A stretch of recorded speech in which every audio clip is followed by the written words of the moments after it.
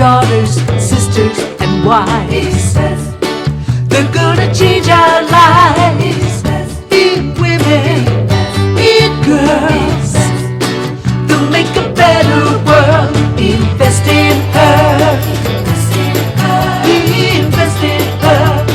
Invest in her. And now here's your host, Catherine Gray. Hello, and welcome to this week's edition of Invest in Her. I'm your host, Catherine Gray, founder of She Angel Investors and co-founder of the She Angels Foundation. And as you know, we are all about funding women. And today we have on an extraordinary guest. Not only is she the general partner and co-founder of the Artemis Fund, but she's also the managing partner at the Houston Angel Group. Welcome to the show, Stephanie Campbell. Hey, Stephanie, how are you? Hi, Catherine. I'm doing great. Really excited to be here today. Thank you. You know, I love your story because I think it inspires all women to understand that there's no barrier to entry to getting in this investment world. I mean, here you were, grew up in Alabama, the daughter of a single mom, and look where you've come to be, you know, heading up this angel group and being one of the few female founders of a fund. And I want to talk about that, how you made that leap.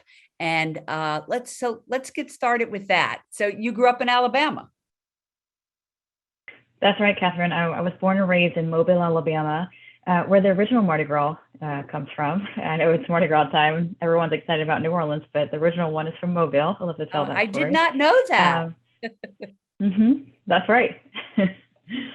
More family friendly, a little less large, but still wonderful time. Yeah, cool. And so you grew up with a single mom.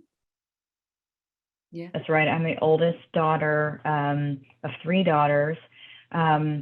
And I would say, you know, watching her, you know, make ends meet, you know, just the resilience and ability to turn something out of absolutely nothing is probably, and the village of people around me, you know, from aunts to grandparents that helped support me along the way. You know, that was a big influence on, I think, my entrepreneurial spirit. For sure. You know, it's so funny because I really have found that a lot of women I talk to that are really successful have come from a single mom home. And I do think it's what you just said, you know, witnessing that resilience is something that it gets instilled in the children. And so after growing up there, I understand you went to college to then go on to Washington, D.C. To be in that political arena of lobbying. So tell me about that. Was that something you always wanted to do? That's right, Catherine. I had a grandfather who ran for local office, was a constable in Mobile, Alabama. So I was always inspired by public service, really following in his footsteps in that way. So I always thought I wanted to be a member of Congress. And so I got a political science degree from Spring Hill College, which is a Jesuit school in Mobile, Alabama. I got a scholarship to go there. After graduation, I saved up my money and moved to DC, packed all my stuff in my car, moved to DC and worked for a member of Congress from California. I took my resume around to just about every office on Capitol Hill, and they called me back. The chairman of the Armed Services Committee at the time, I got an internship at his office, and I was there for almost a year, and then went to work for a lobbying firm that represented mostly ports around the country, a law firm with a lobbying office called Jones Walker, and then spent some time there as an executive assistant to a lobbyist, and then jumped to a lobbying firm where I spent 5 years advocating mostly for cities and counties in Southern California. I'm not from California, but I learned a lot really fast. Represented San Bernardino County, Orange County, the LA Metro, several private transportation infrastructure companies, and working with counties and cities. I did a range of issues from Head Start to public housing, worked on the ACA, and some CFPB related issues as well. So I learned a whole lot really fast, really enjoyed being an advocate for cities and counties and some of the most underrepresented people in the US, and some, it was really amazing, but decided I wanted to do more than just be an advocate. And that's what I had some advisors suggest business school. And so that's what prompted me to go to business school. Right. So after business school is when you really kind of got into the world of hedge funds and investments and whatnot, right? That's right. I moved to Houston from DC, and I got a great scholarship to go to Rice University. They recruited me there, and that's where I fell in love with venture capital. There are a couple of paths when you first start in business school. You're either going into iBanking consulting, or you find an entrepreneurial path. And I decided to take an internship with the Houston Angel Network, and got to lead their life sciences committee, learning about how to screen deals, source deals, and really, really enjoyed that experience, and continue volunteering my time through business school. They made me part-time director of operations. So I was working on our process around due diligence, how to make the group more professional. And then after business school, I spent some time as an executive recruiter placing top talent for Fortune 500 companies. And the opportunity came to become managing director of the Houston Angel Network, and I took that opportunity. I helped grow the group. Yeah, I saw you grow it like 200%, and I'm a big advocate every week on this program talking about how more women need to become angel investors. So I love that you grew that angel investment group by nearly 200%. I mean, that's amazing. And I take it with a lot of women. That's right. When I first came in, we had 4 women, including actually 2 of my partners in the Artemis Fund.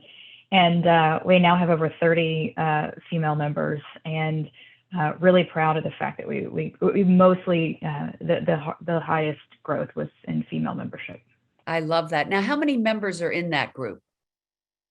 We have 130 members. 130, and 30 are women. So, we're still on a trajectory to try to, accelerate that, right? I mean, I really feel like that's what I want to say to every group that I have an opportunity to talk to, that every woman should be an angel investor. And even if they aren't an accredited investor and can't be, they could still be doing, crowdfunding or something to help other women. But this angel investment group is something that people need to make themselves aware that they exist like all over the country in just about every city. Anyone can go and learn what it's about. So there's a lot of successful women out there that are not participating in this. And they should be, not only because it's a great lucrative investment opportunity, but also as their legacy to help other women. So I definitely want to talk about that, like what your angel group is investing in, and the exciting news that you and these other 2 women started the Artemis Fund, which is one of many new female-founded funds that are popping up, because we all know women are so underfunded in venture capital. And in order to change that, there needs to be more women decision makers. So I just love what you're doing. Let's talk first about the Artemis Fund, why you started it, when you started it, and what you guys invest in, or what you ladies invest in. Yeah, so we started the fund in 2019, and I met my co-founder, both of my co-founders, in 2015 when I moved to Houston. Diana Marakovskaya is one of my co-founders, and I met her during a hackathon that she threw in Houston for female engineers and female business students. Judged by the mayor and a leading venture capitalist locally for Chevron, and a Series A female founder. And I always like to joke, I didn't win the hackathon, but I won the prize of getting to meet my co-founder. And she's amazing. So I got really engaged with her. She had an accelerator previously in New York. She was a Ukrainian immigrant, grew up in Brooklyn, spent a decade on Wall Street, and then started a company that morphed into an accelerator for female founders. It's one of the first national virtual accelerators for female founders. And what was the name of that? It was called Monarch. Smart. And she collectively helped over 30 women raise $15 million, sold it to Female Founders Alliance in Seattle when we started the fund. And so we got to talking. I got to know her over a few years, and we were at a holiday party for the Houston Angel Network, and I was getting very involved in the Houston startup ecosystem, which is really nascent and starting to grow. And I said, hey, this from, as someone from out of town, from New York, what's missing in Houston as we were trying to build this ecosystem? And she was like, where are all the women? Where are all the female founders? Where are all the female investors? I'm used to a much more robust community in New York. And I was like, this is something I want to help you with. And we got started hosting dinners mostly to bring female investors, potential investors together. We had a really close friend from an investment bank, an alumni of Rice University, bring her clientele and host these dinners. And we just started asking, why don't you invest? Educating women about the asset class of venture capital. And mostly what we heard was, no one's ever asked me. My husband does it all the time, but no one's ever asked me, and I'm pretty sure I could do it better. And they just hadn't had enough education about the asset class. And so we thought, we really think we're the right team to do this in a non-consensus market and really move the needle for female founders at the angel level, but also even further at the VC level. So that's how we got started. We met our co-founder, Leslie, in the process. She has a 30-year legal career. She was at top firms like V&E, at Waste Management, and General Counsel of a division of Fisher Scientific, and she was an avid angel investor. She's in 70 deals, 12 funds, and we initially asked her to invest, and she said, I'm in 12 funds. I'm the only woman who ever gets asked to be on the investment committee. Like, I'm sure they could find other women. I want to change this. I'm always, driving my angel groups that she's in to, invite more women, push them to the top. And she said, I'm gonna do this with you full time. And so we brought her on. And wow. The three of you, what a powerhouse team. You each bring something so valuable to the table to create a successful fund. Thank you. Yeah, we have an engineer, an MBA, and a lawyer. We think about things totally different, which is really powerful. Very. So what type of things does Artemis Fund invest in?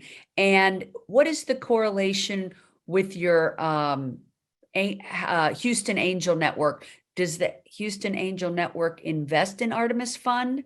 And what does Artemis Fund invest in? We do have some crossover. We do have some members from the Houston Angel Network that are investors in the Artemis Fund. An angel network, unlike a venture fund, the angels make their decisions on their own. It's much different. It's smaller checks. You do your own diligence. The group may facilitate diligence, but they're typically not making investment decisions. Han, for example, is a nonprofit. And so we're not making investment decisions. We don't charge entrepreneurs to pitch. We're just looking to create a community where the best entrepreneurs have an opportunity to pitch to investors looking to give some of that earliest launch round capital. Right. So that's your Houston Angels Network, where entrepreneurs that are listening could come in and pitch to your group of angel investors, and each on an individual basis, they decide if they're going to get behind them. And it's typically like seed money or something like that. Where the Artemis Fund, explain how that works. We're a pooled vehicle. So it means LPs, limited partners, invest in our fund, and we pool the capital and make investments based on an investment thesis into companies. Artemis Fund, we specialize in fintech, e-commerce technology, and care tech. Our thesis is all around diversifying and modernizing wealth, the way you make money, the way you grow your money, and the way you free up your time to be able to stay in the workforce and reach your full financial potential.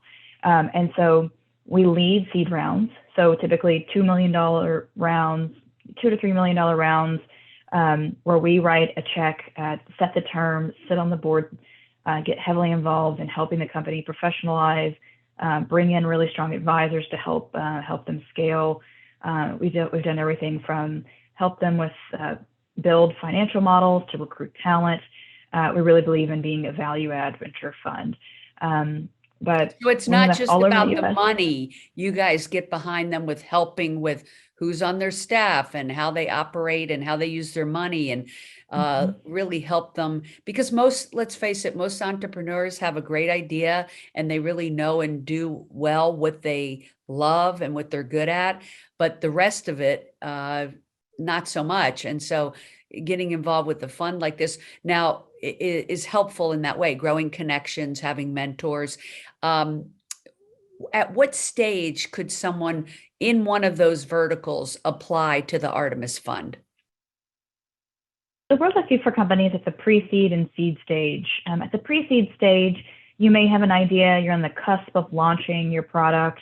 That's when we really want to get to know you.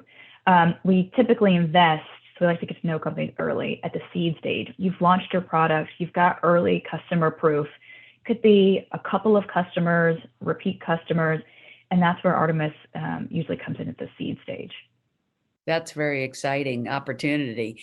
And let's talk about some success stories. You had shared with me one that was featured in Forbes. Sophie, let's talk about Sophie and her business that you all got behind, what you did, what her business is about, and where it's at now.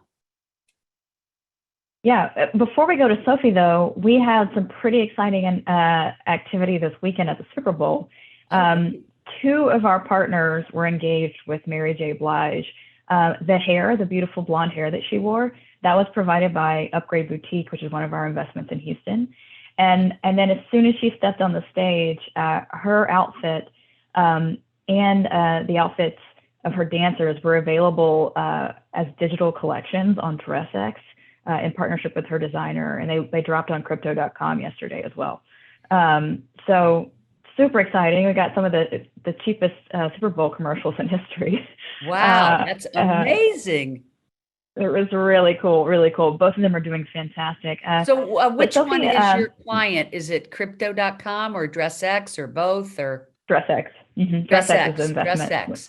Okay, which is cool. We'll digital have to check clothing. that out.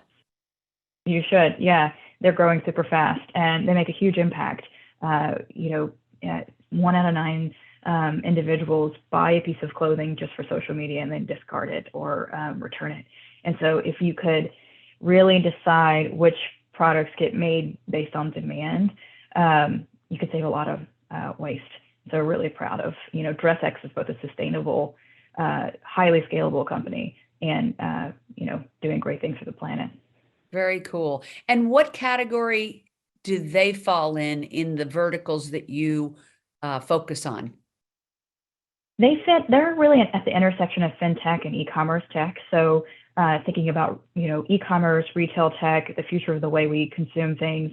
On the back end on fintech, it's, thinking about how the creator economy can help monetize their works. They have partnerships with big brands like Fendi. They just launched one with H&M, and they're also allowing up and coming artists to reach more people through digital clothing. Very cool. Okay, so Sophie featured in Forbes. I thought hers was a cool business idea. I know it really took off because of COVID. Let's talk about that. Yeah, Sophie is an amazing, resilient founder. I'm on the board of Goodfynd, which is the name of her company. What Goodfynd does, it's a marketplace and payment platform for food trucks. So a food truck can take both walk-up orders, pre-orders on the platform. So they have a contactless payment system and a POS. She's in DC, Atlanta, and Houston right now. In addition to the payment and the business tools that she provides to the food trucks, she also provides both residential and commercial spaces access to these food trucks. Food trucks are the most diverse and fastest growing segment of the restaurant industry. And during COVID, people were not going to restaurants. It's a great way to stay in business, and they did incredibly well. They 4x their revenue in the last year, all while building new products. This is just an amazing team. But they have clients like American University, the Navy Yard in DC, Comcast, Northrop Grumman. So these corporates will book food trucks to come. And so the food truck is also has revenue generating opportunities by being matched based on their availability, the type of food that the corporate wants to book. And then Goodfynd takes a piece of that transaction, and the food truck gets a free place to park, and just more exposure and opportunities to generate revenue. So this is an transactions app on Goodfynd that are 3 times higher. this is an app that someone can download. It is an app that you can download on the consumer side as well. So if you want to find a food truck, pre-order, and then it says, hey, your order's ready, you can go and pick it up without waiting in line. So it's called Goodfynds. Goodfynd, F-Y-N-D. F-Y-N-D. Cool. So you could download that app and find a food truck in your area, or be a corporation and bring a food truck in for an event or whatever. Meanwhile, it also is utilized to help them to facilitate inventory and orders and just fine tune their business. I'm sure food trucks before this came along didn't have, you know, the proper software to coordinate everything. Based on my conversation, you and I talked about this.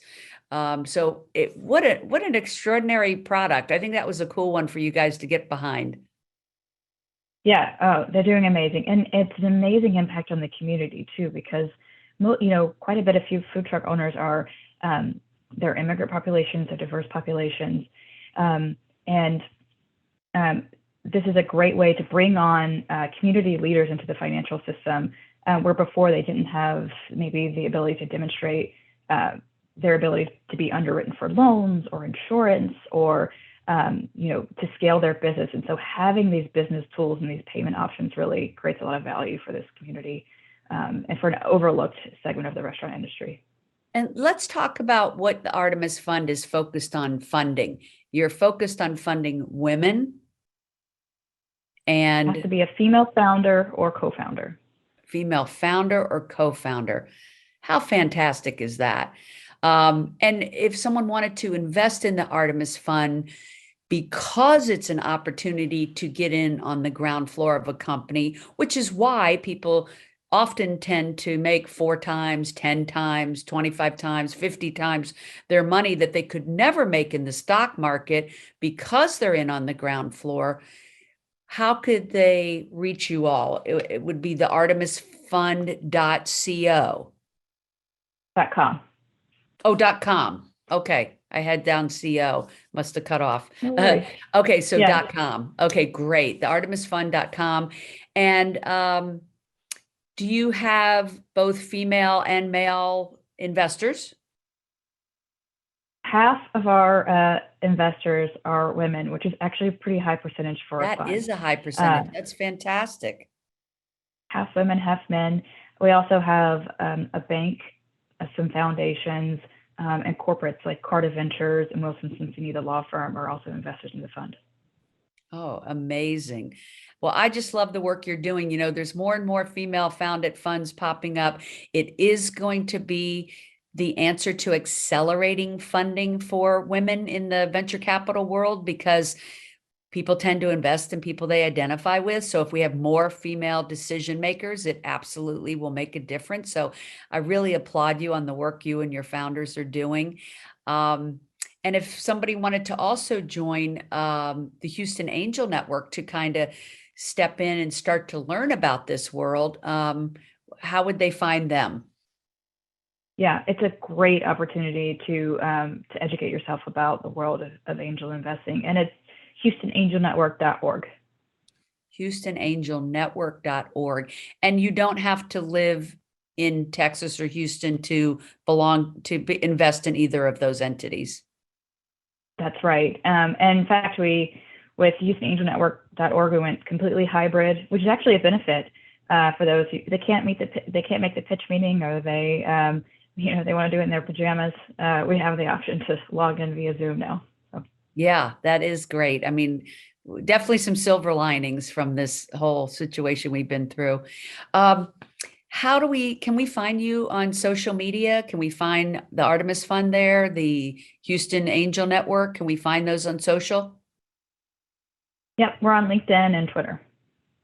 Beautiful.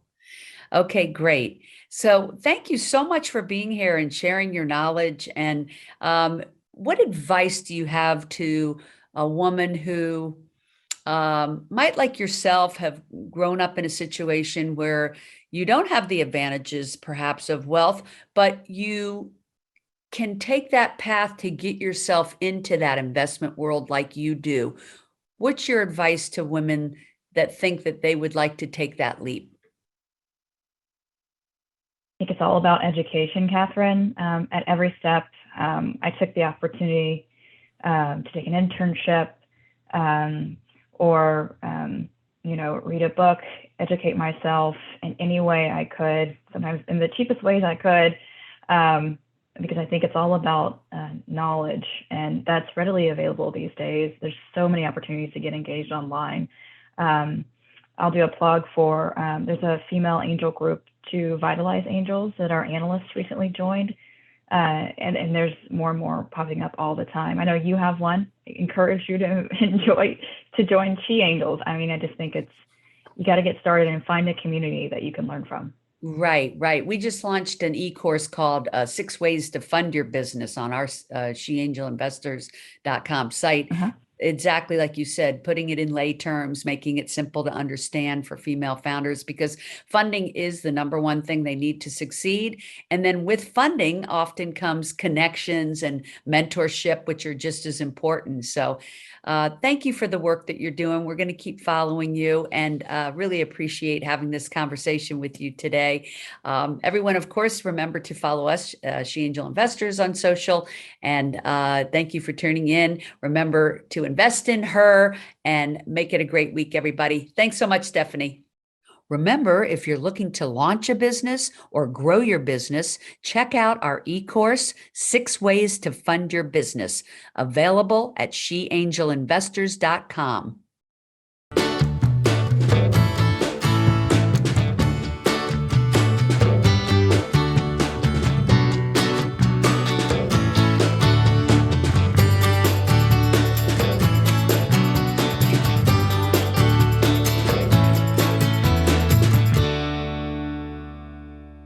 Our theme music was created and produced by Lindsay Tomasic.